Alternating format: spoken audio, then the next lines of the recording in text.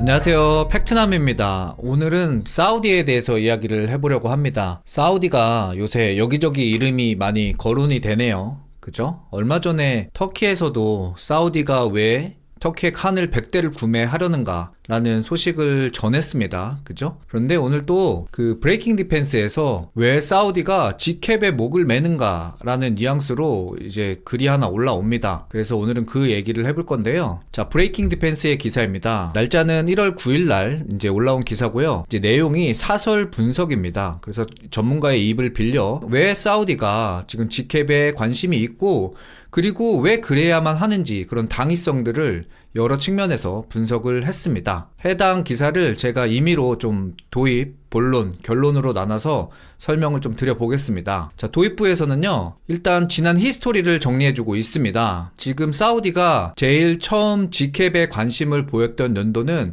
2023년 초반으로 기억을 하고 있습니다. 당시 사우디는 G캡에 참여하겠다는 이유를 밝히면서 자국의 방산을 강화하고 또한 그 일정 부분 지분을 참여해서 그 경제적 이익을 얻어가겠다라고 이제 밝혔는데요. 일부를 생산하는 방식은 무조건 이제 현지 생산을 하겠다라고 이야기를 했어요. 사우디가 고려하는 내용들은 단순히 적은 지분을 참여함으로써 하급 파트너로서의 계약이 아니라 동등한 지분 참여를 하겠다라는 이제 이런 뉘앙스로 그때 참여 의사를 밝혔습니다. 그래서 왜 이런 의사를 밝혔냐? 돈을 쓰는 만큼 사우디 왕국의 안보에 기여를 하고 인풋만큼 아웃풋을 받아가겠다라는 경제적 야망이 배경으로 있다고 설명을 하고 있습니다. 그래서 이 동등한 지분 참여 어떤 걸 의미하죠? 현재 얼마 전에 설명해드린 것처럼 이 G캡의 지분 구조가 밝혀졌습니다. 브레이킹 디펜스의 뉴스를 통해서 이제 밝혀졌는데요. 이때 동일하게 33%씩 그러니까 영국, 이탈리아, 일본이 33%로 이제 지분을 가져가겠다. 조인트 벤처에서 영국의 본사를 두고 이제 이 개발을 시작하겠다라고 밝혔습니다. 그래서 사우디가 이야기하는 이 동등 지분은 지금 뭐 영국의 BA 시스템즈가 33%, 그 다음에 이탈리아의 레오나르도가 33%, 그리고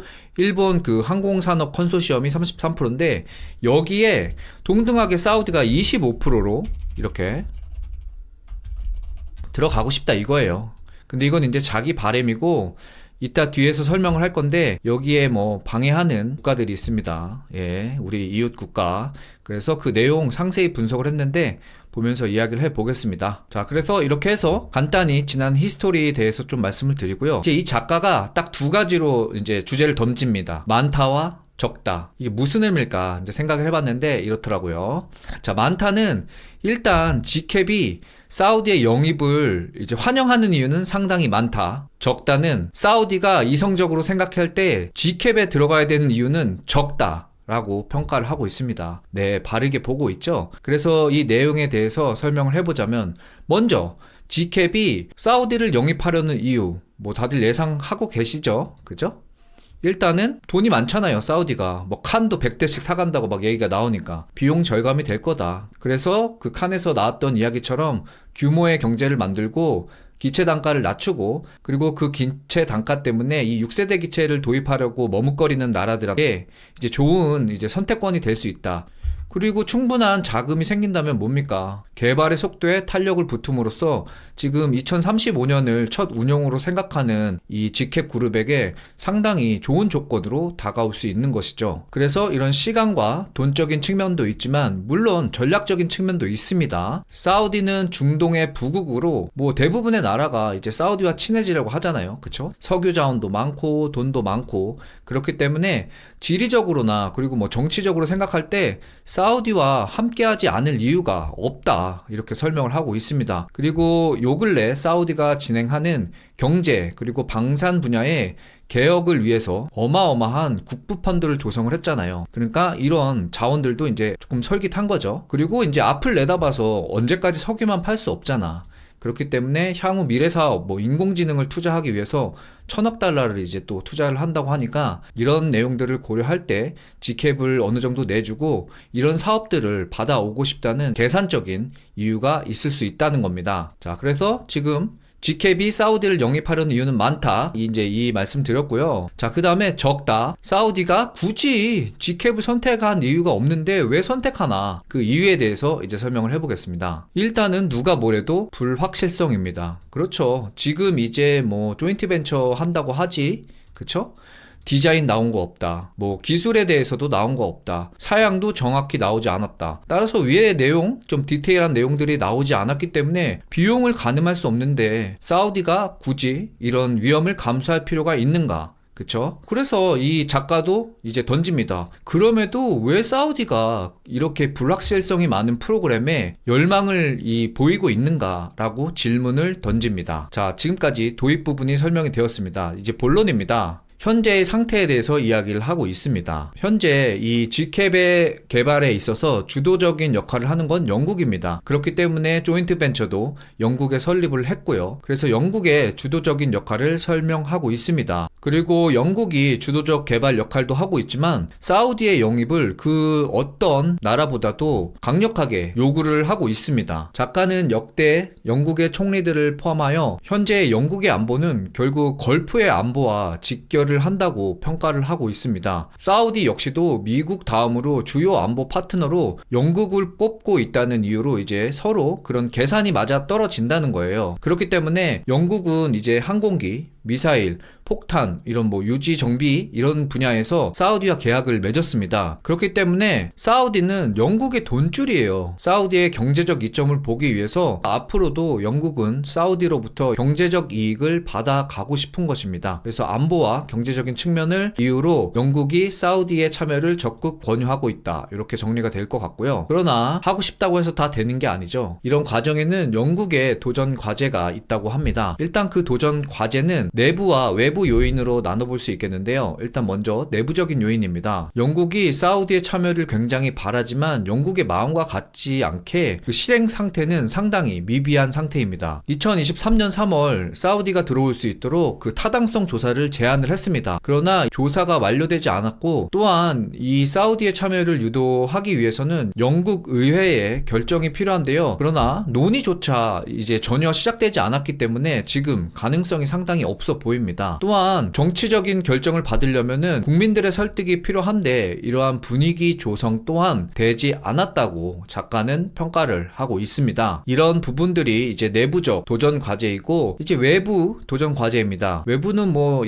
예상하시겠지만 영국이 아무리 내부적으로 문제가 없다 한들 외부적으로 이제 G캡을 위한 단독법인의 공동 투자자인 일본과 이탈리아를 설득해야 합니다. 그러나 이탈리아에 대해서는 크게 내용을 다루지 않았어요. 그만큼 이탈리아가 일본보다 까다롭지 않다는 그런 의미로 저는 이해를 했는데요.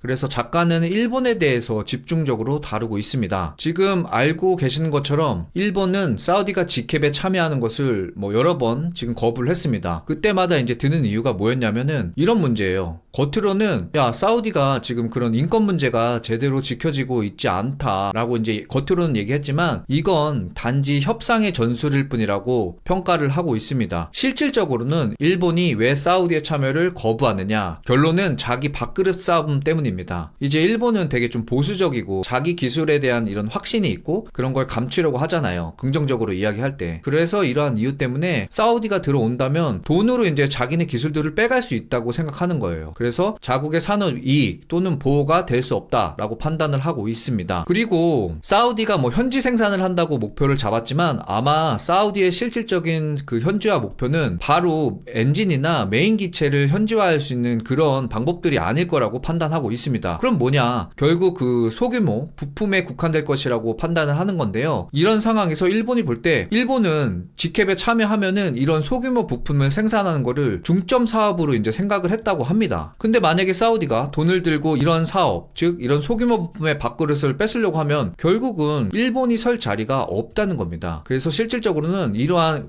자국의 산업을 보호하기 위해서 사우디의 참여를 이런 인권의 문제를 표면적으로 내밀고 못 들어오게 하려는 그런 상황이라고 판단하고 있습니다. 자, 그러나 작가가 판단할 때 이런 소규모 부품의 생산은 일본에게는 실질적으로 작은 밥그릇이고 더 큰 것을 보기 위해서는 사우디가 이제 들어와야지 일본 역시 얻을 것이 많다고 판단하고 있습니다. 어떤 부분들이냐면 일단은 절대적으로 지금 비용이 감소할 거 아니에요. 그쵸? 뭐 지분이 33%니까 그게 22%로 줄긴 하지만 돈도 그만큼 감소를 할 것이다. 그리고 이런 기회로 일본이 걸프 지역에서 소위 강대국들만 지금 유지하고 있는 이런 전략적 유대의 그런 그룹에 일본이 참여할 수 있는 기회를 받아갈 수 있다. 이렇게 평가를 하더라고요. 그렇죠. 이런 부분들 진짜 상당히 중요하죠. 이게 아무나 이런 리그에 들어갈 수 없으니까요. 그리고 초기 6세대 전투기 시장의 점유율을 빠르게 개발을 해서 이제 확보를 할 수 있다. 그러면서 이제 다른 프로그램이 진행할 때 그런 기술이나 부품들을 또 제공할 수 있는 이런 가능성이 열릴 수 있다. 즉 작은 걸 버리고 큰 걸 취하라 이 말이죠. 그죠? 자, 그리고 이렇게 G캡을 빠르게 개발함으로써 원래 G캡의 어떻게 보면 근본적인 목표인 미국의 안보 우산 의존도를 어느 정도 낮출 수 있다는 겁니다. 많은 미국의 동맹국들이 미국의 방산 장비에 의존하면서 어쩔 수 없이 이제 손해보는 것들이 많으니까 빨리 이런 6세대 기체, 즉 미국으로부터 좀 독립적인 기체를 만들어냄으로써 일본이 가져갈 수 있는 이점들도 상당히 많을 것이라고 평가하고 있습니다. 자, 이렇게 해서 영국의 도전 과제에 대해서 내부와 외부 요인을 살펴봤고요. 그러나 사우디가 겉으로는 GCAP를 지금 들어가겠다고 막 타령을 하고 있잖아요. 그러나 이거는 설득력이 없다고 이 작가가 간파하고 있습니다. 뭐냐? 사우디의 설득력 없는 논리를 조목조목 이제 따져서 반박을 했는데요. 먼저 경제적인 측면입니다. 사우디가 겉으로는 이 6세대 전투기를 참여함으로써 지분을 가져가고 그러면서 경제적 이익을 이제 보려고 한다. 이런 겉으로의 입장을 내밀었지만 실질적으로는 참여하는데 수십억 달러를 투자한다. 그런데 그렇게 수십억 달러를 투자하고서도 생산의 작은 부분, 즉 뭐 메인 기체나 엔진을 생산하는 게 아니라 작은 부품 정도를 이제 현지에서 생산할 수 있는 거고, 또한 메인 기체를 조립하는 게 아니라 현지 MRO, 즉 유지보수 사업에 대해서 이제 국한이 될 거라는 거예요. 그렇게 되면 어떻게 되냐? 엔지니어나 이제 기술자들이 물론 참여해서 관련 기술들은 배우겠지만 이런 부분, 작은 부품, 그 다음에 MRO에 대한 제한된 서비스 분야만 경험을 이제 쌓을 수 있다는 거예요. 그럼 이게 결론이 나와 있잖아. 왜 이런 막대한 돈을 넣고 이런 작은 부분을 취하려고 하냐? 그렇기 때문에 이런 부분들은 사우디가 이야기하는 그런 경제 논리에 부합하지 않는다라고 꼬집고 있습니다. 그리고 안보적인 측면도 이제 얘기를 해요. 뭐라고? 사우디가 G캡에 참여하면 뭐 영국, 이탈리아, 일본 같은 강대국들과 이제 안보 측면에서 유리할 거라고 이야기를 했잖아요. 그렇지만 이미 영국과 유대 관계가 확장하지 못할 만큼 이제 많은 거래가 진행되고 있어요. 아까 얘기했죠. 항공기, 미사일, 폭탄 이런 데서 지금 협력을 하고 있거든요. 또한 이런 내용들이 2024년 리야드 디펜스 쇼에서 지상기방 시스템, 그리고 방공 시스템, 장갑차, 무인기 등의 분야에서 모두 영국과 앞으로 협력하겠다고 이야기를 했거든요. 그래서 이런 내용들로 봤을 때 G캡에 참여한다고 해서 영국과 추가적으로 유대를 확장할 수 있는 가능성은 낮다고 판단한 겁니다. 왜? 이미 충분하게 사업을 진행하고 있거든. 그렇죠? 그래서 이런 부분들은 좀 설득력이 있고요. 그리고 사우디는 굳이 G캡에 참여해서 이탈리아와 일본과는 유대를 강화할 필요성이 불명확하다고 이제 평가를 하고 있습니다. 왜? 지금 안보의 우선순위에서 미국과 영국을 두고 있는데 굳이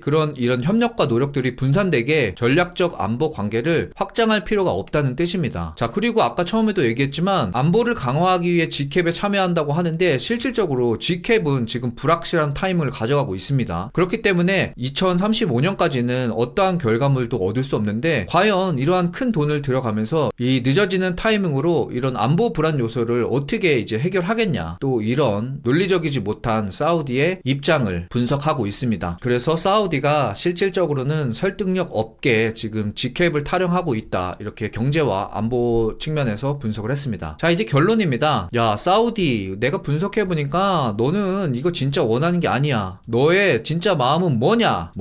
다들 알고 계시겠지만 첫 번째는 결국 F-35 획득이 최종 목표입니다. 그렇죠? 사우디가 바보가 아니거든요. 뭐 터키 얘기에서도 마찬가지죠. 결국 이때 얘기하는 것들이 사우디가 왜 칸의 구매를 고려하는가? 결론은 그거였어요. F-35에 대한 대안이 있다는 것을 보여주고 미국으로부터 F-35를 이제 좀 유리한 입장에서 그리고 빠르게 구매하려는 목적이었잖아요. 그러나 칸 역시 지금 실체가 없는 기체이고 뭐 엔진 문제가 상당하기 때문에 때문에 우리가 판단했을 땐 그렇게 유효하지 않은 솔루션이라는 걸 알고 있잖아요. 그죠? 첫 번째는 이제 F-35 획득이 최종 목표고, 두 번째는 이제 미국과 상위 방위 조약을 오래전부터 이제 협의를 해왔잖아요. 거기에 대한 결정을 빨리 내려달라는 압박을 이제 하고 있는 겁니다. 그래서 뭐 최종적으로 아마 이 F-35만 이제 획득이 되어도 이 6세대 야망은 확실히 접을 것이라고 작가는 결론을 내리고 있습니다. 자, 그런데 이러한 문제가 진행이 되면서 이제 미국의 강력한 변수가 떠올랐습니다. 어떤 변수가 떠올랐죠? 3, 2, 1.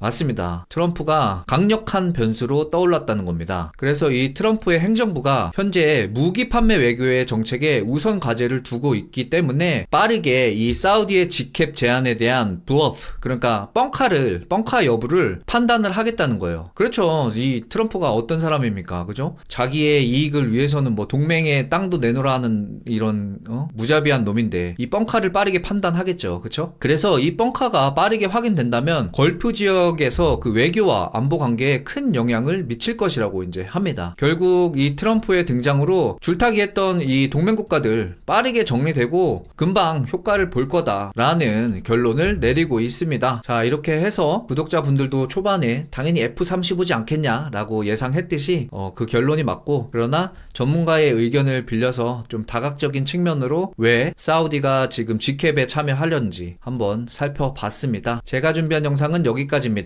도움이 되셨다면 구독과 좋아요 오랜만에 부탁드립니다. 즐거운 하루 보내세요.